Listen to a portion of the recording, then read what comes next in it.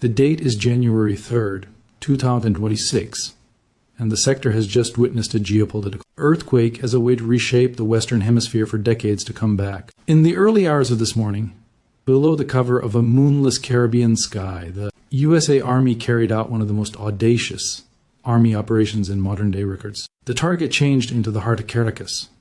The goal changed into the removal of Nicolas Maduro. As the solar rose over the Ala mountain variety that separates the Venezuelan capital from the ocean, the news started to filter out through encrypted channels and sooner or later onto the breaking news tickers of each fundamental network on the earth. President Donald Trump has announced that the U.S. has efficiently captured the Venezuelan leader along together with his spouse Celia Flores, and they're presently being transferred to American soil to stand trial. To recognize the importance of this occasion, we have to first dissect the operation itself because it represents a fundamental shift in American Navy doctrine.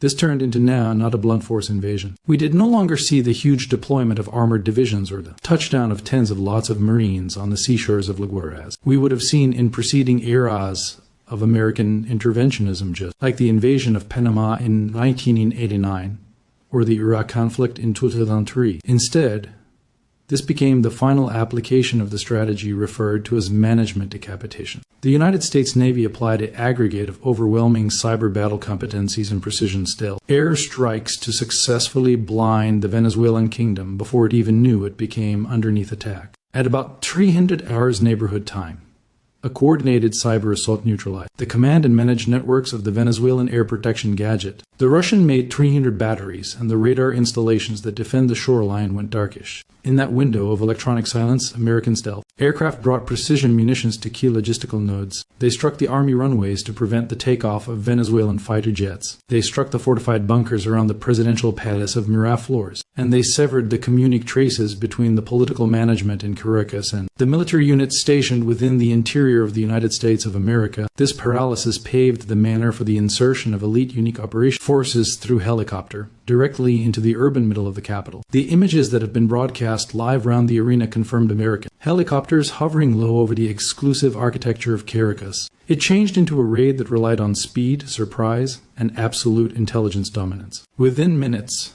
the goal became secured.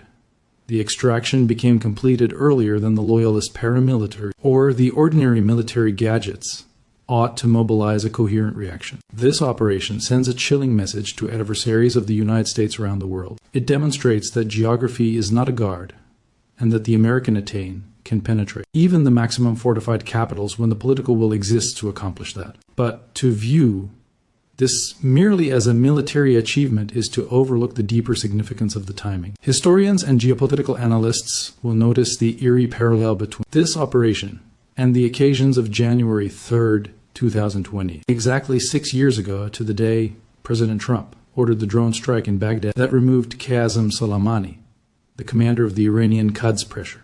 The repetition of this date is not a twist of fate. It reveals a selected operational psychology. It shows a desire for starting up the political year with a decisive and irreversible action that sets the tone for the months to follow. By closing a primary geopolitical document in the first week of January, the management seizes the narrative and forces both allies and enemies to react to American initiative as opposed to the alternative manner around. This pattern suggests that we need to pay very close attention to the start of every 12 months at some stage in this presidential time period because it appears to be the selected window for settling long status quos. However, the road to this morning of finesse air moves did not start in 1226, or maybe inside the 21st century. To absolutely realize the gravity of this disintegrate, we should adventure lower back through the turbulent records of Venezuela and its complicated relationship with the U.S. This is a tale that spans 2 centuries of ambition, betrayal, oil, and revolution. Venezuela is a country defined with the aid of its geography and its resources. It sits on the very top of the South American continent, performing because the gateway to the Caribbean. It is a land of superb splendor and colossal wealth, covering over 900,000 kilometers. It is kind of the dimensions of Egypt or the combined length of Texas and Oklahoma, with a populace of over 21 million people.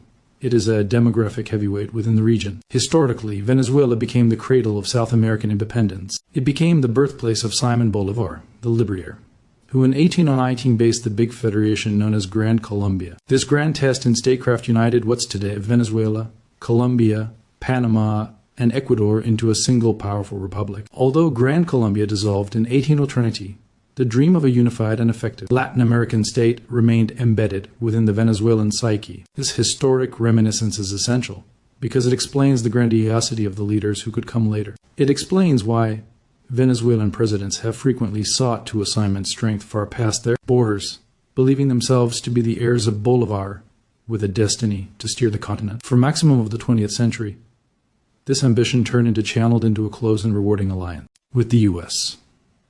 The discovery of large oil reserves in the Lake Maraca basin in the early 1900s transformed Venezuela from an agricultural backwater into the Saudi Arabia of the Caribbean. American oil businesses flocked to the U.S., bringing with them era, capital, and cultural influence. Venezuela have become the engine of the Allied battle attempt in the course of World War II, providing the gas that powered the ships and tanks of the democratic powers. In the public struggle generation, it was a bastion of stability and democracy. In a region often plagued by means of military dictatorships, it became a founding member of OPEC, the usage of its diplomatic weight to reshape the worldwide power market. In the 1970s, Venezuela was pumping over 3 million barrels of oil a day, and the petrodollars flowed into Caracas, turning it into a current town of skyscrapers and freeways.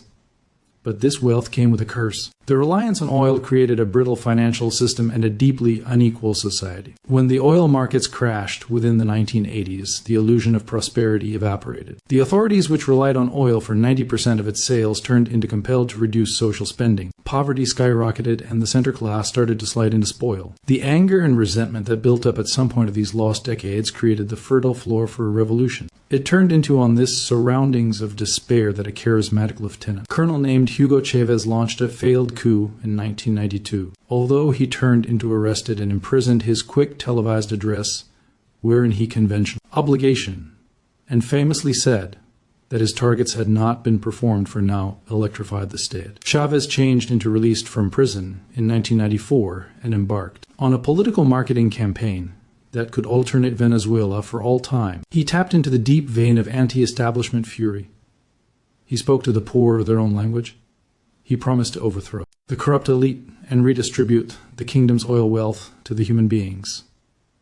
In 1998, he gained the presidency in a landslide. This marked the end of the technology of cooperation with the U.S. and the start of the Bolivarian Revolution. Upon taking office, Chavez set approximately dismantling the antique order. He rewrote the Constitution, renaming the United States the Bolivarian Republic of Venezuela. He extended presidential phrases and eliminated term limits, concentrating energy in his personal hands. But his maximum dramatic shifts have been on the international degree. Chavez regarded America not as the accomplice, however, as an imperialist predator. He sought to build a coalition of anti-American states to undertaking Washington as dominance inside the hemisphere. He solid a deep strategic alliance with Cuba, sending 100 barrels of oil afternoon to Havana to prop up the Castro regime. In alternate, Cuba supplied intelligence retailers, military advisors, docs who helped to solidify Chavez as control over the Venezuelan state.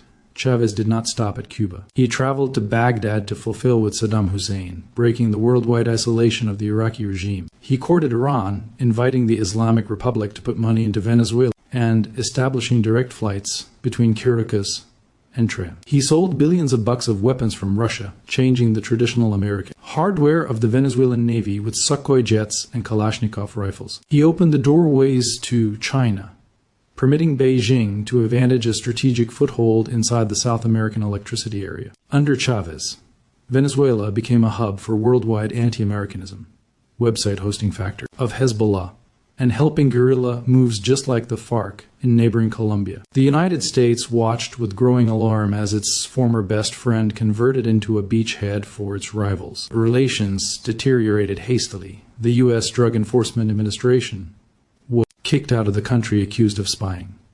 Sanctions have been imposed on Venezuelan officials. The diplomatic rhetoric have become increasingly adversarial, with Chavez famously standing on the podium of the United Nations and calling President George W. Bush the Satan, claiming he could still odor the sulfur. Despite the political hostility, the financial courting survived for a time because the United States still wished Venezuelan heavy crude for its refineries, and Venezuela wanted American coins. But the seeds of the modern fall apart have been being sown. Chavez used the oil windfalls of the 2000s to fund huge social packages and to shop for effect around the location. But he didn't make investments within the preservation of the oil enterprise itself. He fired thousands of experienced engineers and bosses from the Kingdom Oil Agency PDVSA, replacing them with political loyalists. Production started out to say no while fees soared. When Hugo Chavez died of cancer in 2013, he left behind a country that became politically polarized and economically fragile. He had handpicked his successor, Nicolas Maduro, a former bus driving force and union chief who had served as his foreign minister. Maduro inherited the presidency. However, he did not inherit Chavez's charisma or the high oil charges. Almost straight away after Maduro took power, the global oil marketplace collapsed. The price of crude plummeted, and the Venezuelan economy went right into a free fall from which it has never recovered. The financial implosion of Venezuela beneath Maduro is one of the worst in current history outside of wartime. The GDP shrunk with the aid of 80%. Hyperinflation rendered the foreign money nugatory. The minimum wage dropped to 3 greenbacks a month. Starvation and malnutrition became not unusual. The fitness device collapsed. Millions of Venezuelans fled the USA, creating a refugee crisis that overwhelmed the vicinity. As the economy died, the illegal activity of the regime grew. Denied access to international monetary markets because of U.S. sanctions. The Maduro authorities turned to illicit revenue streams to survive. The United States government accused Maduro and his internal circle of turning Venezuela into a narco country. They alleged that excessive ranking officers and army generals fashioned the cartel of the Suns, trafficking masses of tons of cocaine from Colombia through Venezuela to the United States and Europe. The regime additionally grew to become to unlawful gold mining within the Amazon, destroying great swaths of rainforest to extract gold to promote at the black marketplace. The inner political state of affairs descended right into a dictatorship. In 2015, the opposition coalition gained a splendid majority in the National Assembly elections, dealing a stunning defeat to the ruling birthday celebration. But rather than receive the end result, Maduro used the Supreme Court, which was full of loyalists, to strip the legislature of its powers. This led to the disaster Tohan Aintain, while the young head of the National Assembly, Juan Guaido, declared himself interim president, arguing that Maduro's re-election were fraudulent. The United States, alongside almost 60 different countries, diagnosed Guaido as the valid leader of Venezuela. It seemed for a moment that the Maduro regime was on the brink of collapse. The Trump management in its first time period implemented a marketing campaign of most pressure, imposing extreme sanctions on the Venezuelan oil region and freezing government belongings. But Maduro survived. He survived because the military high command remained unswerving. He survived because Russia and China supplied economic lifelines. And he survived because the competition changed into fractured and unable to deliver the knockout blow. The years that followed were a stalemate of distress. The opposition fragmented. Guaido's momentum stalled, and he in the end fled into exile. The Biden management attempted a distinctive approach, easing a few sanctions to inspire negotiations. However, the talks yielded little. Maduro grew greater assured, believing he had weathered the hurricane. He tightened his grip on power, arresting activists and disqualifying competition applicants. This brings us to the recent past and the go-back of Donald Trump to the White House. The strategic calculation in Washington shifted over again. The presence of a Russian and Iranian ally inside the Caribbean become deemed an unacceptable risk to countrywide safety. The go with the flow of medicine and migrants from Venezuela turned into visible as a direct attack at the U.S. place of origin. The Monroe Doctrine, which asserts the primacy of America within the Western Hemisphere, become dusted off and reinvigorated. The rhetoric from the White House have become sharper. The indictments in opposition to Maduro have been updated, and the bounty on his head turned into raised to $50 million. The U.S. military started to increase its presence inside the Caribbean, engaging in large-scale sports and deploying naval assets towards the Venezuelan coast. The message became clean. The time for endurance had run out. The diplomatic channels were exhausted. The sanctions had weakened the regime, but had not killed it. In the weeks leading as much as cutting-edge strike, there have been reviews of mystery returned channel communications. The United States demanded Maduro's resignation and his departure to a third USA. Maduro rejected those demands, digging in his heels and defiantly performing at Navy parades. He believed that the price of a U.S. invasion might be too excessive, that the risk of a protracted guerrilla battle would deter Washington from performing. He miscalculated. He prepared for a floor invasion like Iraq. He organized for a blockade like Cuba. He did now not put together for the surgical strike that came within the night time. He did not expect that the United States would pass his military entirely and are available immediately for him. The capture of Nicolas Maduro is the end result of a decade of anxiety, conflict, and failed diplomacy. It is the cease of the Chavista technology in its modern-day shape. But it isn't the give-up of the story. The removal of the dictator creates a vacuum, and nature abhors a vacuum. As we cease the primary part of this particular evaluation, we're left status at the threshold of a precipice. The head of the snake has been cut off, however the body stays. The Venezuelan Navy, with its heaps of generals and its deep ties to criminal enterprises, remains armed and threatening. The paramilitary gangs that Maduro armed are nonetheless within the barrios of Caracas. The hundreds of thousands of Venezuelans who supported the revolution are looking in surprise, and anger and the geopolitical rivals of America are assessing their next move. In the second part of this report, we will dive deep into the instant aftermath of the strike, the ability scenarios for the transition of energy, and the dangerous road ahead for a country that has been damaged with the aid of 95 years of revolution. We will explore the position of the brand new competition chief, Maria Corina Machado, the grand approach of the United States to reclaim Venezuela from the orbit of its enemies. The solar has set on the primary day of a published Maduro Venezuela, but the darkness brings extra questions than solutions. The extraction of Nicolas Maduro to the U.S. is a tactical triumph for the American Navy, but it is a strategic gamble of the best order. We are actually coming into the most dangerous phase of this operation. The initial shock of the decapitation strike will soon put on off, and the reality of the strength vacuum will set in. The Venezuelan nation, because it has existed for the last 95 years, was constructed absolutely across the character of the leader and the loyalty of the Praetorian Guard. With the leader long past and the command shape shattered, the risk of chaos is absolute. We should now flip our attention to the inner dynamics of the Venezuelan regime that has been left in the back of. While Maduro sits in a federal detention center, the men who enabled his rule are nevertheless in Caracas. The most critical determinant on this unfolding drama is the Minister of Defense, Vladimir Padrino Lopez. In the hours following the strike, he seemed on Kingdom TV surrounded by means of the excessive command of the militia. His demeanor becomes somber but controlled.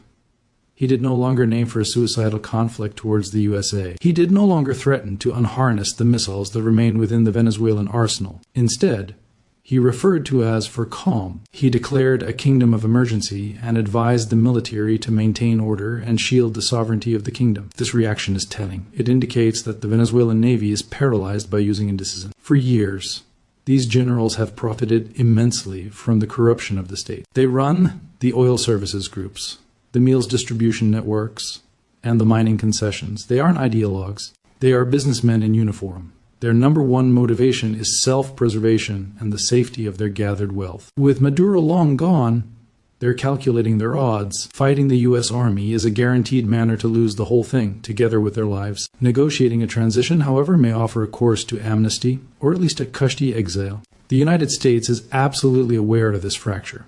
The strategy of decapitation is predicated on the belief that when the figurehead is removed, the subordinates will look for a deal. It is particularly, in all likelihood, that secure strains of verbal exchange are already open between Washington and key figures within the Venezuelan army.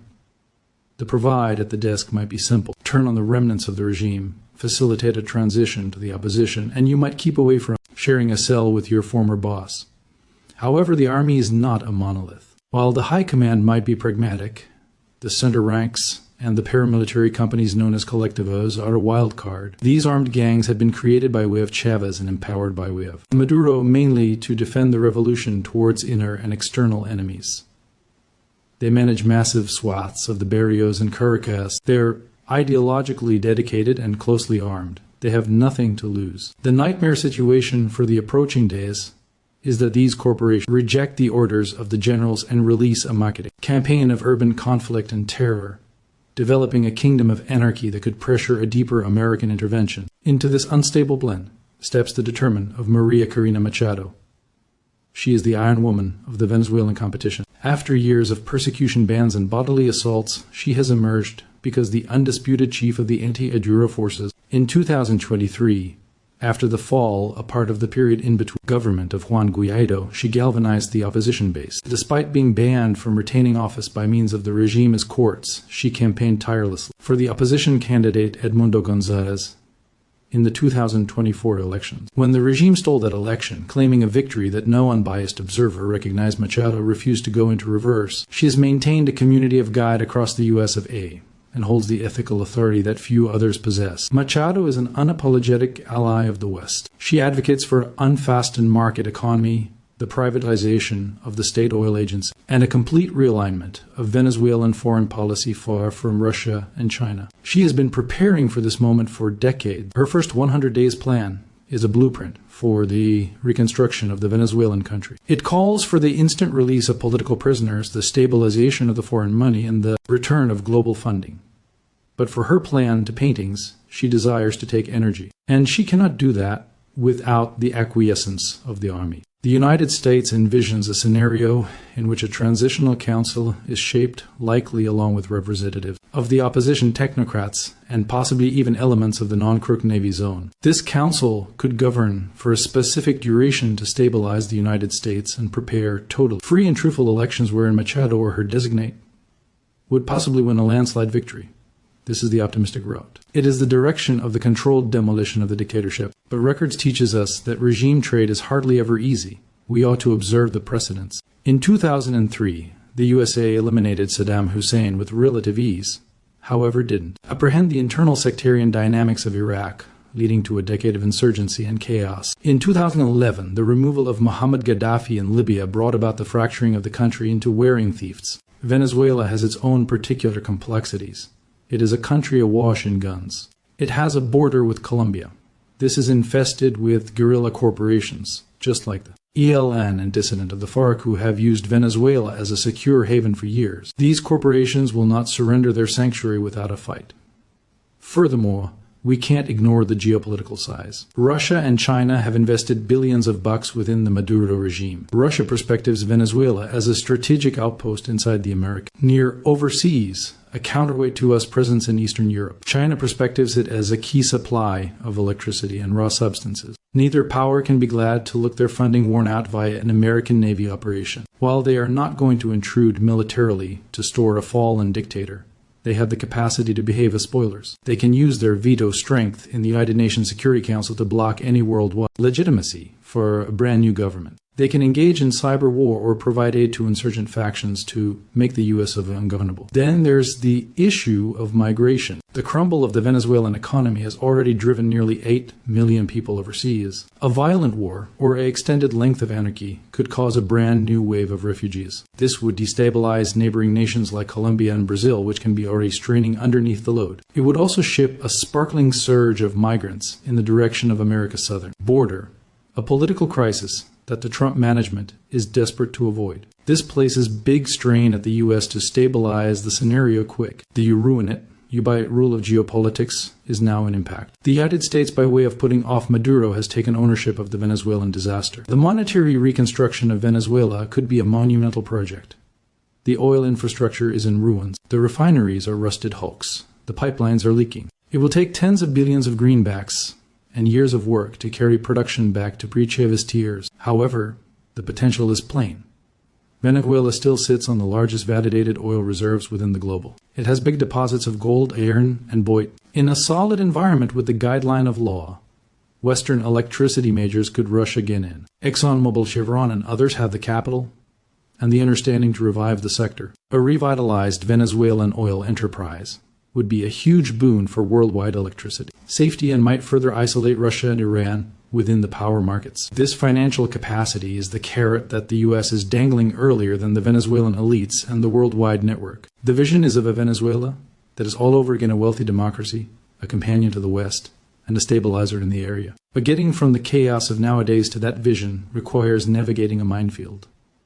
We should also keep in mind the nearby implications. The return of the Monroe Doctrine and the usage of direct Navy force sends a shockwave via Latin America. Leftist governments in Colombia, Brazil, and Mexico will probably condemn the operation as an imperialist aggression. It should reignite anti-American sentiment throughout the continent, complicating U.S. international relations in the hemisphere. The Colombian president Gustavo Petro, who has tried to normalize members of the family with Venezuela, will discover himself in a precarious position caught between his ideological sympathy for the Latin American left and the reality of American strength round the corner. As we appearance ahead to the approaching days and weeks, Several key signs will determine the direction of occasions. Will the Venezuelan Navy fracture? Will the streets of Caracas continue to be calm or erupt in violence? Will the competition be able to unite and gift a coherent governing opportunity?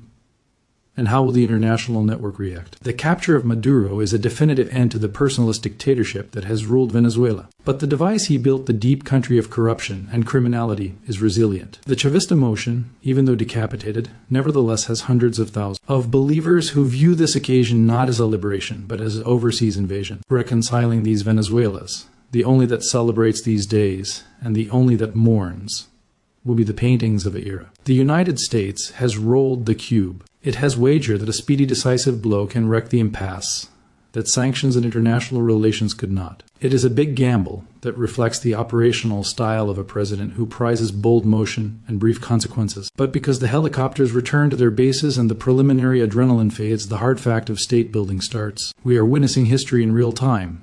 The final results is a long way from positive. Venezuela may want to turn out to be a beacon of freedom and a testimony to the fulfillment of American clear-up. Or it is able to descend into a quagmire of violence that haunts the place for decades. This operation forces the arena to reckon with a new fact of American strength. It is a power this is inclined to skip worldwide norms and sovereign borders to gain its security goals. It is a caution to other regimes that sense covered through distance or alliances. The long arm of the USA has reached into the most fortified bunker in South America and pulled out its enemy. The international has changed today. The regulations of the sport had been rewritten. And as the Venezuelan people appearance up on the empty sky in which the American choppers flew, they're waiting to look in. The event that they had been stored, or in the event that they have, without a doubt, traded one form of chaos for any other. We will continue to song those developments with the nearest scrutiny as the brand new bankruptcy of Venezuelan history is written not with ink, however with hearth and solve. This is John, and that is the Cinematics History Tales channel. Subscribe now to live beforehand of the curve due to the fact whilst the records books are written, you'll want to be the various few who saw it.